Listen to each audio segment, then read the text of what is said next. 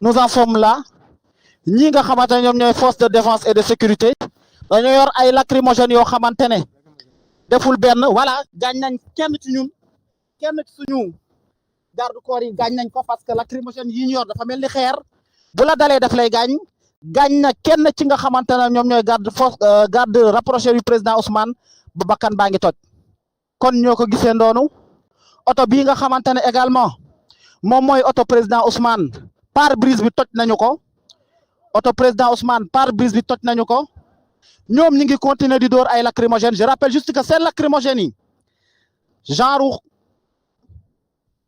xeer la en fait mën naa ko waxee noonu parce que day tijjeeku mais kii yu ndaw la yoo xamante ne bu lancé day éparpillé wu yu bëri day génnandoo te bu génnee bu ci nekk day génnee fumée ñu ngi continuer di ko lancer en ce moment kum dal sa kaw daf lay gaañ kum dal sa kaw mën na laa gaañ bu baax parce que gis nañu kenn ci ñi nga xamante ne moom la ñu yor ñu ngi ci gaañ donc fii may waxee ak yéen nii ngeen gisee ko noonu nous sommes attaqués le convoi est attaqué kii nga xam ne moom mooy Barthélémy Diaz président Ousmane El Hadj Malick Gakou seen oto mi ngi nii ci kanam moom ngeen gis noonu ñoom la garde rapproché yi wër mais li nga xam ne moom la ñuy dóor ci lacrymogène kum dal sa kaw daf lay gaañ na ci quelque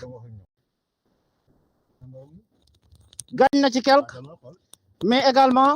gaañ na kii nga xam ne moom mooy garde rapproché bu Ousmane Sonko kenn ci ñoom pare-brise bu président Ousmane toj na ñoo ko gisandoo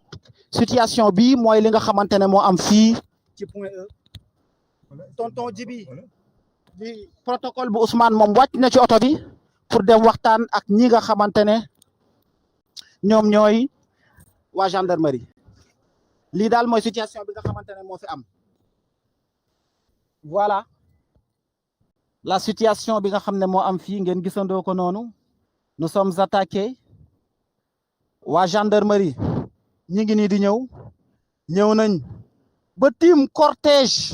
bi nga xamante ne moom mooy cortège yu Barthélémy Diaz te mu ànd ceeg Ousmane Sonko ak El Hadj Malick Gakou dóor nañu ay grenades lacrymogènes